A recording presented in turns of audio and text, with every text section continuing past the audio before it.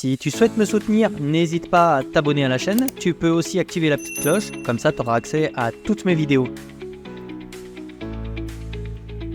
Tu peux aussi me rejoindre sur Twitter et suivre quotidiennement mes analyses techniques. Je te mets tous les liens en description. Bonjour à tous, très content de te retrouver aujourd'hui pour un format un peu spécial. Je vais faire des petites vidéos comme ça où je vais analyser des tokens qui me semblent prometteurs. Donc tu vois, on va prendre le scalpel, on va ouvrir, on va regarder un petit peu dans le détail et décortiquer ce token-là et je vais te dire pourquoi il est intéressant pour moi d'investir dessus. Alors, bien sûr, investir, tu sais que sur les alts, je suis très prudent et c'est souvent des positions que je ne vais pas garder très longtemps, mais quand il y a des charts qui sont magnifiques, il faut en parler. Donc vraiment, ce sera l'objet des petites vidéos qui vont parcourir comme ça ma chaîne. Si tu aimes ce genre de petits contenus et de formats où je décortique comme ça des tokens, n'hésite pas à t'inscrire sur le compte Twitter de BitLearn, puisque c'est exactement ce qu'on va apprendre à faire en fait dans l'école que je vais ouvrir la semaine prochaine. Donc c'est vraiment une entreprise que j'ai créée. Elle commence dès la semaine prochaine avec un live dimanche qui t'explique tout ça. Donc c'est vraiment pour apprendre à faire ce que je vais te montrer en fait dans cette vidéo. Donc là, hop, je vais mettre mes mains, tu vois, je vais prendre mon scalpel et on va commencer à regarder un petit peu ce qui se passe. Donc ici, j'ai décidé d'analyser pour toi PYTH, donc PYTH, c'est le ticker. Pourquoi je le trouve très intéressant? Eh bien, pour plein de raisons. Déjà, d'un point de vue structurel, c'est vraiment très beau ce qu'il est en train de nous faire. On a vraiment des supports qui ont servi, on a des résistances qui sont en train de casser, on a des structures avec du momentum. Donc, je vais te montrer tout ça. Première chose, déjà, on va commencer par faire un petit peu d'action de prix. On va regarder ce qui s'est passé ici sur les bottoms, d'accord? On avait vraiment ici, donc hop, mon pinceau s'il vous plaît. On avait vraiment, tu vois, cette trend qui était baissière. On le voit vraiment hein, ici, tu vois. On avait vraiment quelque chose de baissier comme ça. On est venu chercher ces deux résistances qui sont là et puis hop là il s'est passé quelque chose, tu vois, qu'on est passé de l'autre côté, d'accord, alors même que sur ce support ici eh bien on essayait de maintenir en fait ces creux qui étaient là, d'accord, 3 fois de suite, d'accord, une fois sur une mèche, hop on est revenu le chercher une deuxième fois dans des zones de survente ici, on était venu chercher la zone de survente ici, on n'est jamais revenu chercher la zone de survente, donc déjà ici il se passait quelque chose. Pourquoi? Parce que le prix est revenu chercher ce niveau d'intérêt, alors même que sur le RSI, on avait quelque chose d'un peu plus haussier. Donc déjà ici, moi j'avais des informations qui me disaient, tiens, c'était bien trop tôt évidemment d'investir à ce moment-là, mais il se passe quelque chose sur PYTH et peut-être qu'on est en train d'essayer de trouver ici un bottom. Donc si tu veux, d'un point de vue prix-action, le fait d'être revenu chercher ce support-là avec un RSI comme ça qui commence à partir m'indiquait qu'on avait de l'achat et on commençait à retrouver du momentum. D'accord. Première chose. Deuxième chose, c'est les structures. C'est juste les structures. Ça, là, c'est juste magnifique. On a vraiment des très belles structures. Donc là, d'un point de vue chartiste, on a vraiment cette épaule, là, tu vois, cette tête.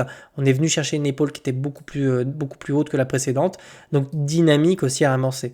Dynamique haussière amorcée, on vient chercher à retrouver une dynamique haussière. C'est-à-dire qu'on passe vraiment d'une dynamique qui était baissière comme celle-ci, hop, on essaie de se retourner, et là, on a la fameuse épaule tête-épaule inversée, et on vient ensuite construire une nouvelle dynamique haussière. C'est exactement ce qu'est en train de faire PYTH aujourd'hui, d'accord?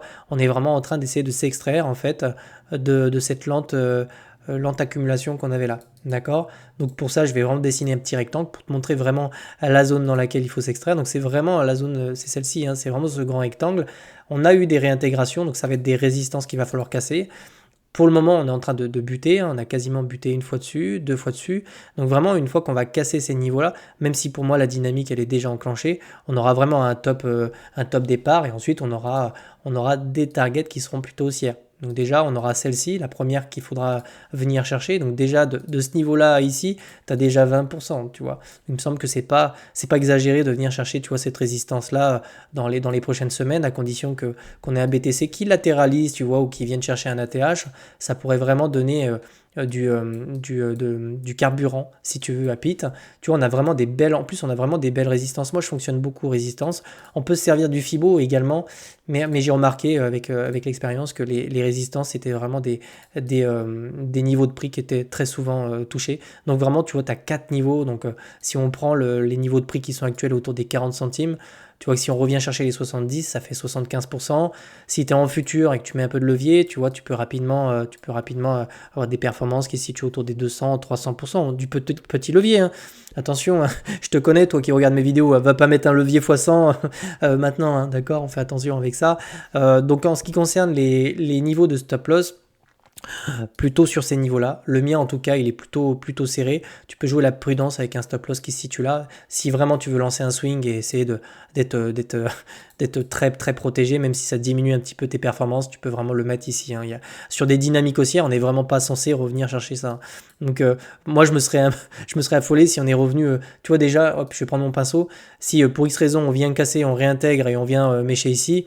Pour moi, tu vois, il s'est quand même passé quelque chose sur Pit et on casse cette dynamique. Donc, vraiment, bon, le mettre là, c'est vraiment la sécurité, mais ici, il me paraît un bon compromis, tu vois. D'accord. En tout cas, bon, moi, je l'ai plutôt serré ici. Okay.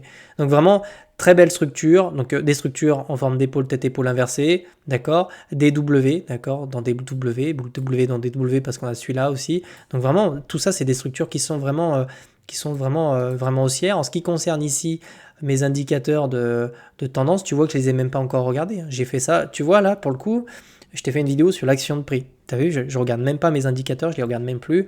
Je les regarde souvent pour regarder si mon entrée est bonne ou pas, d'accord. Donc pour le moment, on est vraiment pas encore revenu chercher des zones de surachat. C'est vraiment l'objectif. Hein, quand on vient chercher comme ça des zones de survente, derrière, c'est pour vraiment venir chercher des zones de surachat. Ici, on a retrouvé du momentum. Donc l'objectif, c'est de venir chercher des zones de surachat. Pour le moment, on est un petit peu dans la neutralité plus. Tu vois, on est en train de quitter ici les niveaux des 50. C'est pour doucement se rapprocher des zones de surachat. En ce qui concerne MACD, c'est pareil. Hein, pas grand-chose. Hein, tu vois, on est en positif. C'est plutôt calme pour le moment.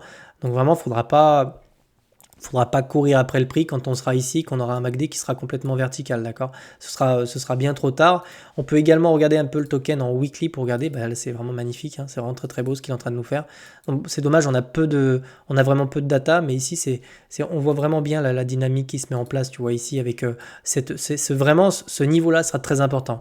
Si on s'affranchit ici du niveau des 40 centimes, on aura probablement comme ça une belle ascension, enfin un petit run-up, tu vois, pour venir chercher des résistances. Donc vraiment, premier niveau se situera là, deuxième niveau se situera là, et déjà ici on aura des beaux objectifs, ok.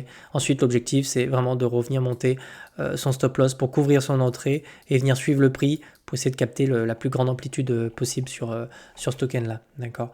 Bien qu'on dépende de BTC, donc pareil, pour terminer cette vidéo, faut vraiment regarder les différents niveaux hein, sur lesquels tu pourrais éventuellement rentrer, mais la cassure de ce W était vraiment intéressante. Vraiment. Et puis sinon, il y a la cassure de cette résistance-là qui pourrait envoyer un signal aussi. Donc tu vois, faut mettre des alarmes. Moi j'avais mis des alarmes, tu vois, j'en ai 18. Donc tu vois, j'ai chargé les munitions, là je suis prêt à tirer de partout. Donc vraiment voilà, Pit est un très bel asset. Je connais pas vraiment la fonda, derrière je crois que c'est ce Solana, je ne vais pas dire de bêtises. Moi ce qui m'intéresse c'est vraiment les charts parce qu'elles me parlent. Et ici j'ai vraiment des choses qui sont haussières. Voilà. Je te souhaite de passer une excellente journée, puis je te retrouve pour une autre vidéo comme celle-ci si ça t'intéresse. Ciao ciao.